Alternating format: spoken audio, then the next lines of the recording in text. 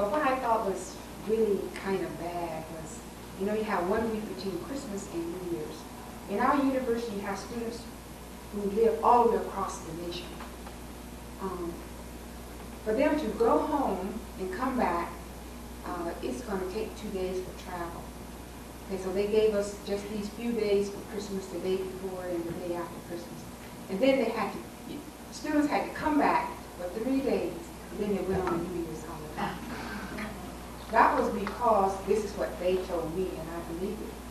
The Minister of Education, who is the federal minister in charge of all of the universities in the nation, was once the vice chancellor of this university. And he's a northerner, and he's a Muslim, and he makes the rules and regulations.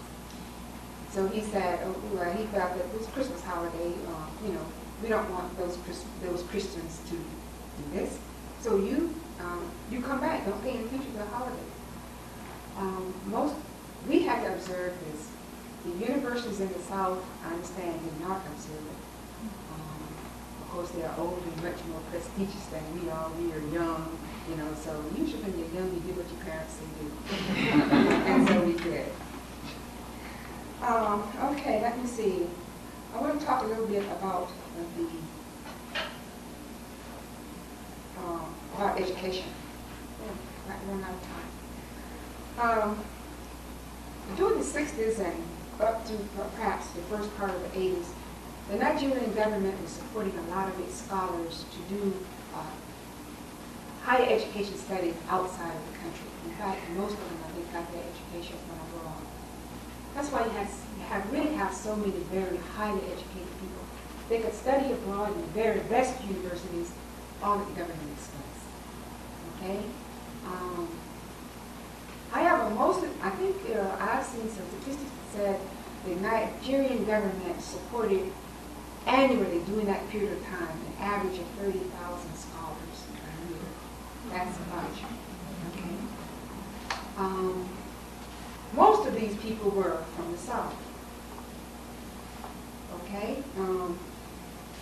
So what happened is when these people came back with all that education, they were the ones who would land the universities. They got the top positions.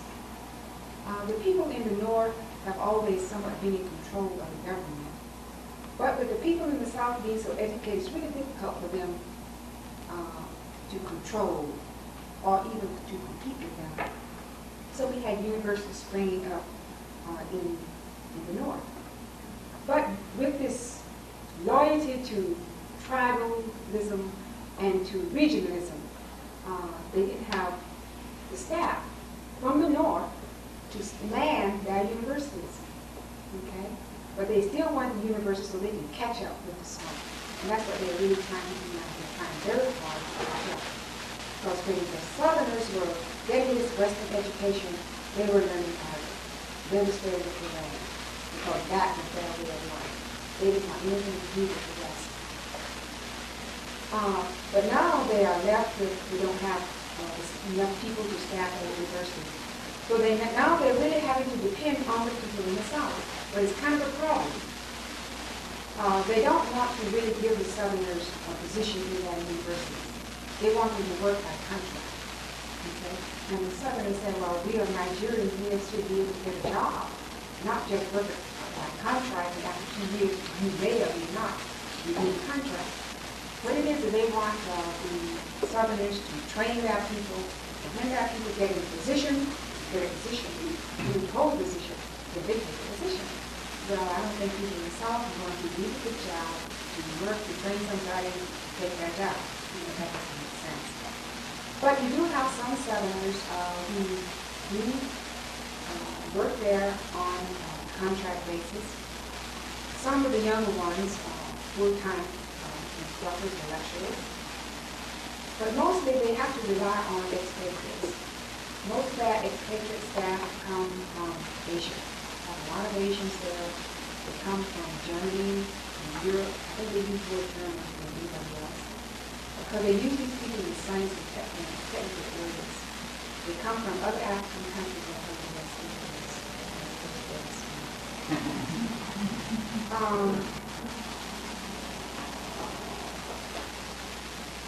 let's say they have quite a few universities, since the government no longer is able to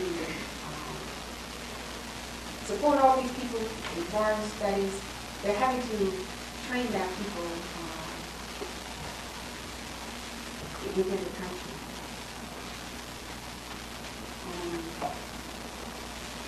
So they have these universities, but the people who go to them, let's say at the bachelor's level, they don't have to pay tuition. So that's one way of trying to get them. Okay, something else is quite different, or is interesting to me, how admissions to universities take place. The government hasn't had any admissions because they don't have enough universities for all the people who really want to go. I think they can, I heard and read that the university can absorb about 40,000 students a year all over the nation. Okay? And that's just about 1/10 of all who want to get in there. So you just kind of fly and hope to get a university because most people naturally want to go to the best universities and they're going to want to study medicine and law. Okay? So the government steps in and they are pretty much assigned you to a university. And sometimes they really assign you to a profession. We've had students who, in library science, speaking of their library, we're just there. But they feel it's much better to get an education in something than not get an education at all. Okay? So that makes sense.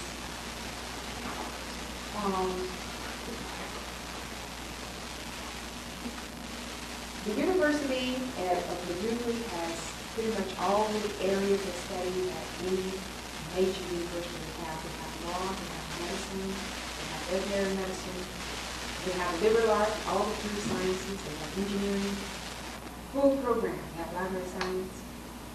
But I thought it was really strange, they don't have any music. They don't have music. They don't have music school. They don't have a music department.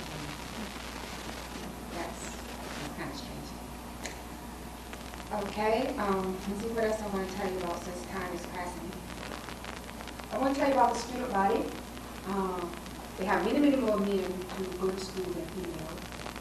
In my area, they don't really like for the women to go to school.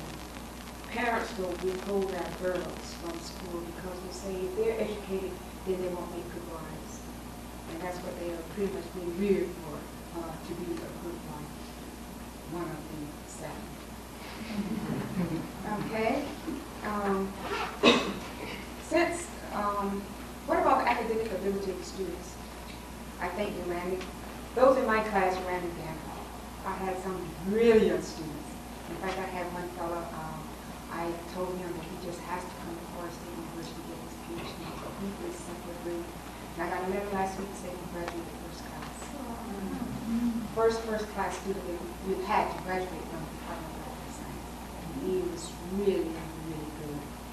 And he was interested in accounting.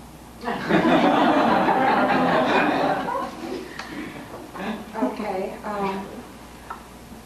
As far as the library program is concerned, they had, last year they offered a diploma, they offered a bachelor's, and they were planning for a master's degree. I was there to kind of help them get the master's program off the ground. But it really would not get off the ground because 4 of their faculty members got permission to go up on stage. It's kind of hard to introduce a new program when you do have 4 faculty members. And then also they were depending on me. They said very few people would come into a university and stay just 1 year. You know, even though I had a 1-year contract, but they said, you should stay 2 years.